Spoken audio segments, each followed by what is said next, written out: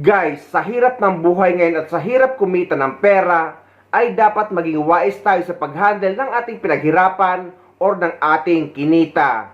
Huwag tayo basta-basta magpapadala sa mga pantasya dahil napakarami ng buhay ang nasira dito dahil ubos ang pera. Tulad dito sa isang kababayan natin na halos nakapagbigay ng 1 milyon sa isang babae na nareto lang sa kanya na isang OFW sa Dubai. Sa mga panahon po na nag-uusap po kayo, Apo. hindi mo nakita yung itsura niya. Hindi. Hindi ka nanghingi ng litrato niya na yung buong pagmumukha niya Hindi nga siya, kitang-kita, hindi siya wala kasi rin. bawal daw ang video. True chat lang, nagtatago lang daw. Dati yan, bulaklak lang ang mukhang niya, ang profile niya. Ngayon nagbago, may takip naman. Sige. Hindi ako nagduda, sir, kasi iniisip ko, yung conversation namin, okay naman. Naniwala ko, sir. Parang na-in-love ka, ano? Naniwala ko, sir, sa mga sinasabi niya. Akala ko totoo. Parang dinaan ako sa YouTube na kwento ba. Parang doon nila ako dinaan. Ako naman, natats ako sa mga kwento niya. Naniwala ako, nagpapadala ako ng pera. Hindi ko maano kung bakit tumagal ako ng ganun na nagpapadala sa kanya. Parang na-hypnotize. Parang nga po, parang yung profile picture ko, baka dinasalan niya eh.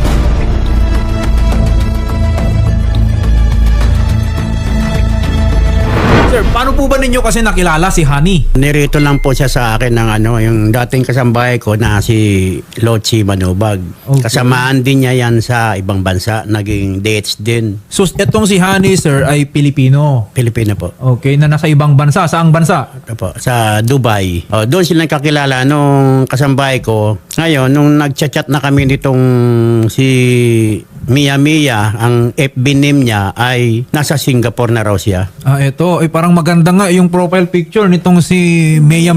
Apo. Okay. Ilan yung friends niya? 17 friends. At siya ay merong 71 posts. Okay. Pero nakatakip yung muka. Oo nga, Sa picture. Na, dati yan, bulaklak lang ang mukhang niya, ang profile niya. Ngayon nagbago, may takip naman.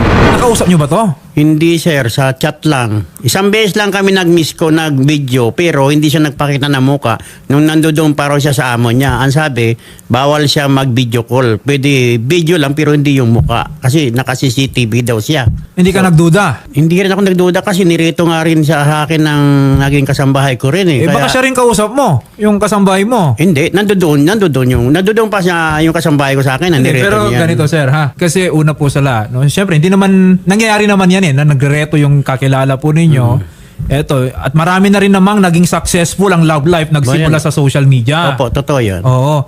Pero nagtataka lang ako sa ngayon sir, kasi ang itsura pa lang nung umpisa, sabi mo bulaklak lang Opo. ang picture niya. Meron ka bang nakitang litrato ng isang tao? May nakita ko isang retrato pero nakatakip naman yung mukha niya na So, wala? naka-beating shot siya pero yung mukha niya nakalis ng ganyan. Yun lang ang nakita ko sa profile niya kasi iniroll ko, yun lang ang nakita ko. Okay, sige. Hindi ako nagduda, sir, kasi iniisip ko yung conversation namin okay naman. Paano kayo mag-usap siya? Oo. Opo, kasi from doon sa amo niya sa Singapore, tumakas siya kasi malupit daw yung amo niya, wala daw pagkain. Tumakas siya sa amo niya, papunta accommodation.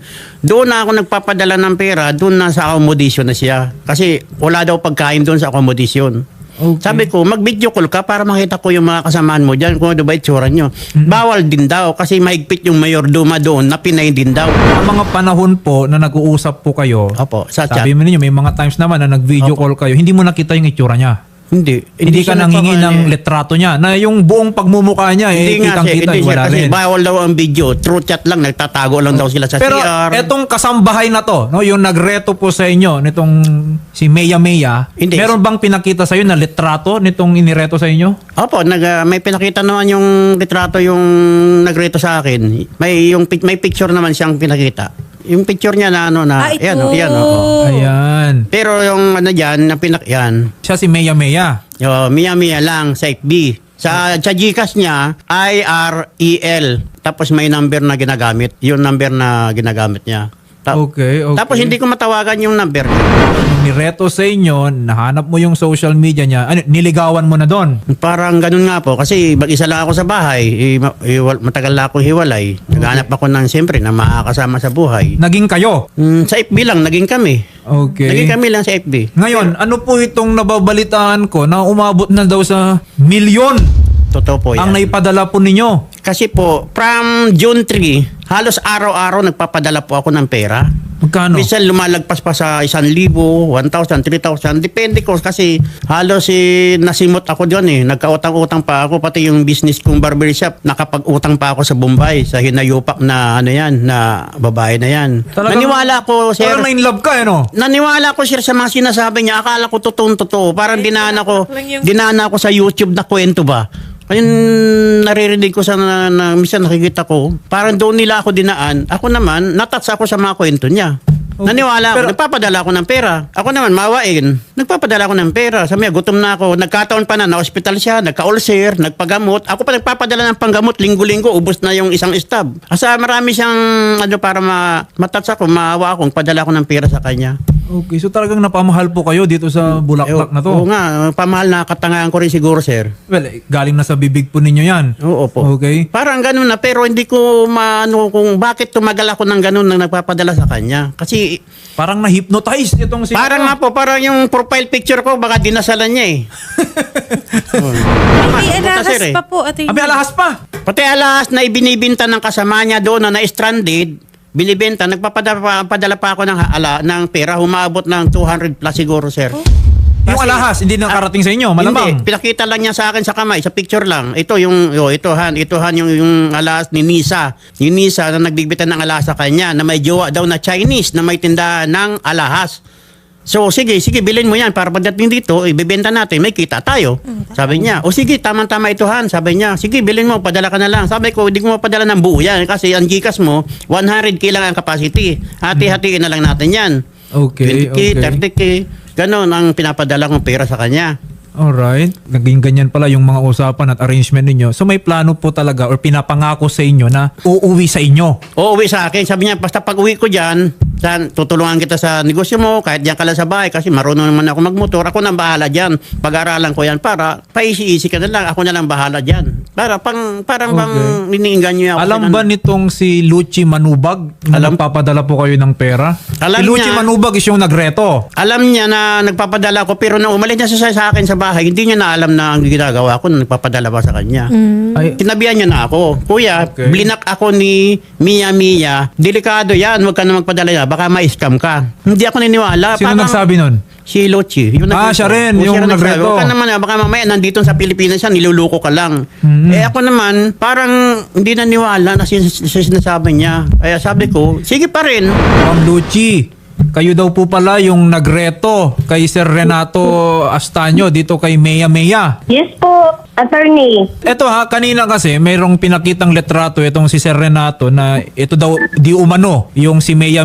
Kinukumpirma mo ba na talagang nakita mo yung tao na yon at siya talaga yung kausap ni Sir Renato? Yes po, attorney. Kasi kasamahan ko po yan dati sa Dubai po. Then, nagkausap po kami ng isang visit. Yung andoon po ako kay Kuya Atoy po. Okay. Kasi kung narinig po ninyo yung naging karanasan nitong si Sir Renato, ang dating sa akin mukhang pinirahan na siya eh. Parang ganun Kaya niya. nga po, attorney, ilang visit ko na po yan sinabi sa kanya na hingian ka na ng pera, huwag mo na yang padalhan. Kasi ulit-ulitin nga yan kung patuloy kang magpapadala ng pera po. Okay. Bakit mo kasi nireto? Kasi po, siya sa akin, baka may kakilala po daw ako na magiging kasama niya sa pagtanda niya po. Binigay ko po sa kanya yung si Mia po. Pero sa ngayon po ba, Ma'am Luchi, nakakausap nyo yung Mea na yan? Hindi na po, attorney. Simula nang umalis na po ako sa bahay ni Kuya po. Nung Kailan isang yung taon huling pa lang nakita po. yan ng personal? Nung andun pa ako sa Dubai, attorney, nag-contact lang kami through messenger lang po. Anong taon po yon, Madam? 2023 po. Matagal na. Tagal na pala. Okay. Opo. Hindi, kasi ganito, Sir Renato, yung sitwasyon po ninyo, no? Una sa lahat, hindi natin alam yung totoong identity Opo. nitong si Mea. Kung siya po ay OFW, Na-verify po natin, attorney. And as per OWA, hindi po siya member ng OWA. Hindi po. so walang OFW na may pangalang, Wala po. yun nga, yung Irene Wala po. Irene Lazaraga. Lasaraga. Oo. So, doon pa lang, sir. OFW Irene Balangaw Lazaraga can be found both in our membership and welfare system. Pina-double check ko po sa MPS, wala daw pong record na lumalabas, sir. Naiiyak na si Sir Attorney. Oo. Eto, no? Ngayon lang nakarating sa inyo yung balita na yan na talagang walang ganong pangalan sa database ng ating mga migrant workers. Opo, sir. Ganito na lang po, sir. Kung ano na lang may gagawang tulong niyo po sa akin, sir, para ma-recover, hindi man ma-recover yung pera ko na yan, mahuli man lang yung tao na yan, o kung ano man pwedeng ikaso, kasi siyempre ako, medyo ignore na rin sa batas, kasi hindi naman tayo nag-araw ng law. Kasi kayo na pong nakakaalam at makakatulong sa akin. Oo. Sir, eto lang ha. Kailan po ninyo huling nakausap etong si Mia Mia? Actually, sir, nagchat-chat pa ako sa kanya, hindi ko siya inaaway. Nag-chat pa kami kasi hindi ko siya inaaway ng ganyan ka para makuha ko pa yung loob niya. Pero di ako nagpapadala ng pera. Basta sabi ko lang sa kanya, hindi mo na ako pinapansin kasi wala na akong may padala sa'yo. Ganun lang. Tapos di na siya nag-reply. Pero kailan, sir, yung huling usap ninyo? Yung May. Okay. Now, Itong May lang. dahil nga, sir, malinaw na po, no, dito sa verification dun sa Opo. database na niloko kayo talaga. Niloko talaga. Walang taong nandun sa accommodation, walang taong Walang nasa hospital, Singapore walang ngayon. airport, walang alahas. Correct, no? So, ang siguro, Shari, ang kailangan natin gawin ngayon is ma-identify kung sino talaga yung kausap nitong si Sir Renato, mabawi man lang yung naipadala niyang pera, Opo. or kailangan maging liable siya doon sa pag-defraud Opo. dito kay Sir Renato. Buti na lang na save mo yung numero kung saan mo pinapadala yung Lahat po ng Gcash nandito dito. Oo, kasi I understand tayo po meron naman tayong pamamaraan para ma-identify yan, no? Opo. Lieutenant, ito na naman po, no, isa sa ating mga kababayan ay nabiktima ng parang love scam, no? Yung nangyari dito, pinagkakitaan, pinerahan hanggang sa naubos na yung tao. So far, buti na lang, I think pwede po nating maging lead yung destination account. GCash naman daw yung ginamit. Opo. 'Di ba, Lieutenant, meron naman po tayong pamamaraan para ma-identify kung sino yung may-ari ng account na yan. Yes, attorney, tama po kayo dyan. Nakakalungkot nga po, meron naman tayong kababayan na biktima ng online scam. And yun po, regarding that matter, pwede po tayo mag-apply ng cyber warrant sa court para po ma-implement po natin dun sa mismong platform kung saan po sila nag-transact. Nang sa ganun ay makuha natin yung information kung paano create yung account na yun. Malalaman po natin kung sino gumagamit at kung sino po yung kakasuhan natin, attorney. Ayan, no, kasi yung mga accounts naman na yan, kahit papano, pag gumawa ka naman ng mga accounts na yan, May mga picture. may pangalan, minsan nga, or kadalasan, naghingi talaga ng ID, no? Part naman ng KYC nila yan. So, may nakaregister po talaga dyan. And kung transfer naman nila yung pera, yung further na destination account na yan, ma-identify natin. Lahat po yan, kailangan magpaliwanag kung bakit may pera sila galing kay Sir Renato Astaño. Isama natin sa investigasyon. So, Lieutenant, matutulungan naman natin, panigurado, di ba? Itong si Sir Renato. Yes po, attorney. Dalhin lang po dito ni Sir lahat ng documents na meron po siya daan na pwede nating gamitin po sa pag-file natin ng complaint and pag-apply din natin ng cyber warrant sa court. And dapat po, nandito talaga mag-cooperate po sa atin si Sir para makapag-file din tayo ng case po, attorney. Yes po, no? At Lieutenant, matanong ko na lang din, no? Ito po ba lantaran pa rin ngayon? Panahon natin, madami pa rin bang nabibiktima ng ganitong klaseng krimen? Sa nakikita natin, attorney, yes, marami pa rin nabibiktima ng mga online scams.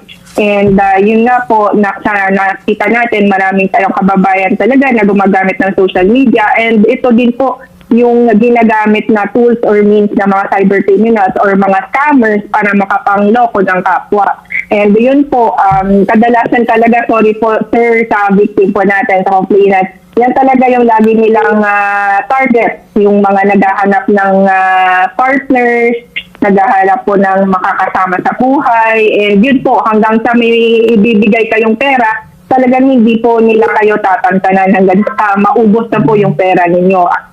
Doon po, ibablock na kayo, hindi nyo na sila makontak, and hindi nyo na rin sila makakausap. So, yun po yung pinaka-modus operandi nila, sir. So, parang modus talaga to. Baka nga sindikato lahat ng mga to eh. Malamang nga, sir. Oo.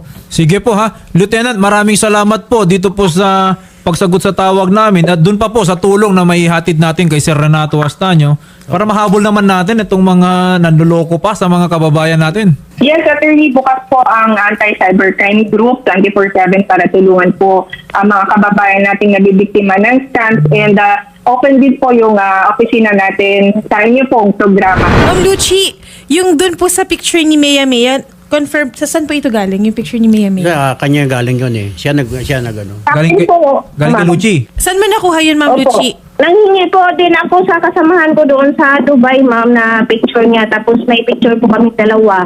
Ito po, yan talaga si Mia Mia. Opo. Okay, ano pong ginagawa niya sa Dubai dati, ma'am? Ano po, ma'am, katulong. Tapos nagkakilala kami niyan po sa sa accommodation. Okay. Pauwi na rin siya sa dito sa Pilipinas. Okay, pero hindi nyo alam kung saan ang address niya, ma'am, dito sa Pinas. Pagadian. Yung nakalagay pa, Pagadian daw ma'am, siya. Pagadian. Sambuanga. Taga-Pagadian. Opo. Pagadian. Okay. Hindi, i-check na rin natin doon sa kapulisan sa Pagadian, no? We don't know kung yung kausap talaga ni Sir Kevin, opo. Renato is yung itsura, no? Yung litrato po no, nandun kanina, no? Di po namin inaakusahan, ha? Na siya yung taong nandun sa litrato, siya yung nanloko kay Sir Renato, pero base lang dun sa kwento nila, yan po yung ginamit na litrato. Opo. Okay? Pero Ma'am Luchi, sinasabi mo na meet mo sa Dubai, pati naman yung records ng OWA, wala daw ganon. So siguraduhin mo lang na talagang nakasama mo sa Dubai yan. Yes po, sir. Kahit mga kasamahan ko po, nakakilala sa kanya. Namin tatawagan kayo, boses babae naman. Hindi ko nga. Yung una, Hindi rin. Boses babae naman yung una. First time, isang beses lang kami na gano'n na Ah! nagkausap. Isang beses lang, sir, Isang beses boys. lang nung inaksip ko na, inad ko na siya, mga ilang araw, nagkausap. Wait lang, sir. Yung voice, sir, Babae talaga. Ilang beses kayo nag-usap? Isang beses lang. Isang beses? Oo. video call. Tapos, video call, hindi nagpakita ng muka. Sabi ko, bakit di ka magpakita ng muka? Bawal daw. Kano kayo katagal, sir? Isang taon. Sa isang taon, sir, wala talaga. Pero kayo sir, nagsisend kayo ng mga litrato ninyo. Oo, nagsisin ako sa kanya. So ikaw lang. Ako lang. Ba't walang Tapos wala siyang reaksyon. Paano walang reaction, sir? Isang beses lang siya nag-react. Yung nagpadala ko ng picture, nakasalamin ako. Pero eto ba sir, kasi sabi mo, total, alam naman na natin na na-in love ka. Parang na-in love na... Nag-I love you ka ba doon? naiinis Talaga sa na. kanya? Oo. Noon, May I love you back ako. ba? Nag-I Meron love naman. you too. Meron naman, na-in love naman ako na, pero nung nangyari na alam ko na nani-scam na ako, wala na ano na ako, parang Natauhan ka Natauhan na. na. nawa na sir. ako. Kasi nagsimba ako sa Quiapo eh. Oo. Sabi ko, Lord, tulungan mo ako, paano ba to? Bakit kailangan akong ma-scam ng ganyan to? Yung paglabas ko, sana magkamali siya ng chat. Nung time na yun, nagkamali siya ng chat. Doon ako nagising. Ano sabi? Sabi niya, na-receive mo na ba yung pera sa chat? Ibig sabihin, Ibig sabihin nun, narinig ako ni Lord na gano'n. Magkamali siya ng chat. Dininig nga, nagkamali siya ng chat. Kaya sabi ko, ano yun? Ay, wala. Sabi Wrong ng gano'n. sense. Doon ako nagising. pero sir, alam mo, yung na-wrong sense sa sa'yo, ibig sabihin may kausap din siya. Ayun na nga. May kausap. Hindi lang isang tao May itong pinag-send nanloko lang sa'yo. siya. Nagkamali siya ng send. Madaming tao. Kaya nga 1,000,000 eh. Hindi ko alam kung ilang tao yung naghati-hati Pero dyan. kaya ito, namang problema rin ako. Kaya lang, siyempre, kailangan ko magtiis. Okay. Siyempre, ako rin may kasalanan. Ganun ang nangyari. Kasi, totoo mayroon nga akong barbershop. Pero, halos na pupunta lang sa Bombay yung inuulog ko. So, okay lang. Kasi, minsan nga, yung ORCR na sasakyan ko, nakasanla. Iniipit ako. Nakasanla yung ORCR ko na 300,000. Lahat na ng properties ninyo. 400,000. Ano yung kotse? Yung Hanap buhay ko sana eh. yung barbershop po ninyo, tuloy pa rin yung operasyon ng barbershop. Tuloy naman, sir. Kaya lang, siyempre, wala akong kinikita. Napupunta lang sa Saan po ba yung barbershop nyo? Baka makabisita si attorney. Diyan, sa Delpan, sir. Renkim Barbershop. Sa Ayan. Delpan, Tondo, Manila. Yan yung mga taga-Tondo. Bisitahin nyo. Tondo. Tulungan natin si Sir Renato, doon na tayo magpagupit. Oo, saan nga ulit, sir? Sa Delpan Street, Tondo, Manila. Anong pangalan po ng sir? Renkim Barbershop. Ren Kim. Opo. Barbershop. Opo. Okay, sige sir. Malay niyo sir, may mga listeners tayo from Tondo ngayon na pwedeng, malay niyo nakapila na dyan bukas. Oo. Ay, Oo. wala naman problema, sir. Ma'am, kasi ako gusto ko lang ipahayag yung totoo kong naramdaman kasi nai-stress na rin ako. Ate Irene, kung nakinig ka man ngayon, alam ko na baka andito ka sa Pilipinas. Sana di na lang kita pinapakilala kay kuya ba? Ako pa yung nadamay sa katarantadkuhan mo. Nagtrabaho ako ng maayos kay kuya. Tapos ikaw makasarap ka lang sa pera ni kuya. Ako pa yung napasama sa'yo. Sana makonsensya ka sa ginagawa mo. Kinakain mo yan. May anak ka rin. Pareha tayong solo parent. Ikaw ano ka lang ng pera sa ibang tao. Ako matino ako nagtrabaho dito sa Manila. Tapos ganyan yung ginagawa mo sa ibang tao. Kumakain ka ng hindi mo sariling pinagpawisan. Sana magpakita kay kuya. Kung hindi naman makabayad ng pagtrabahuan mo kay kuya, hindi kay ka ng pira hindi sa'yo. Okay. Ako po yung napasama sa ginagawa mo. Binigay kita ng maayos kay kuya. Akala ko matino kang babae. Okay, okay lang naman yon kasi kasalanan ko rin naman. Naniwala ako sa mga kwento niya. Wala na tayong magagawa. Nandyan na yan. Mabuti na lang. Kaya nga po May yan. ganitong programa ng kay Idol Rapitol po. Makahingin ng tulong, matrace kung sino mayari ng GCash at matulungan man lang ako. Di ko man mabawi yung pera, gusto ko makulog yung taong ganyan. Mia, kung nakikinig ka, makita mo man ako rito, sana wag mo nang gawin sa iba yan. Kasi masama yung ginagawa mo. Ako kasi mabait akong tao, matulungin. Kaya sana naman, pakiusap ko lang, kung may konsensya ka pang natitira, ibalik mo na lang yung pera sa akin kasama yung tubo. Kasi yung mga kinukuha ko sa Bombay, may tubo na yon. Di man nagpapatawad ng tubo yung Bombay. Sisingilin din kita once na magkita tayo sa Husgado. Hindi kita patatawarin. Punta po tayo kay Lieutenant Wallen Arancilio para mapatrace na natin at masampahan Opo, natin sir. ang kaukulang Salamat kaso. po, sir. Itong nanloko po sa inyo. Ha? Po, salamat po, sir. Napakarami kong nabasa sa comment na baka daw yung babae na nagkunwari na si Mia ay baka yung nagreto lang sa kanya na dati niyang katulong. Kaya maging reminder ito sa lahat ng mga kababayan nating OFW dahil hindi lang ito nangyayari sa mga kababayan nating lalaki, pati rin sa mga OFW na babae na nasisilaw at naluloko ng mga lalaki sa Pilipinas na dinadala lang sa bola-bola at bumibigay naman agad at nagbibigay ng pera na halos wala na ring matira sa kanila. Ako naman kasi guys, naniniwala ako sa kasabihan na kung ano ka, ayun din ang ma-attract mo. Na kung madali ka maloko, ay mga manloloko din ang ma-attract mo. Pero kung isang matalinong tao, lalo sa paghandle ng salapi or pera, ay matatalinong tao din at matitino ang mga makikilala mo dahil hindi ka nila basta-basta mapapaikot.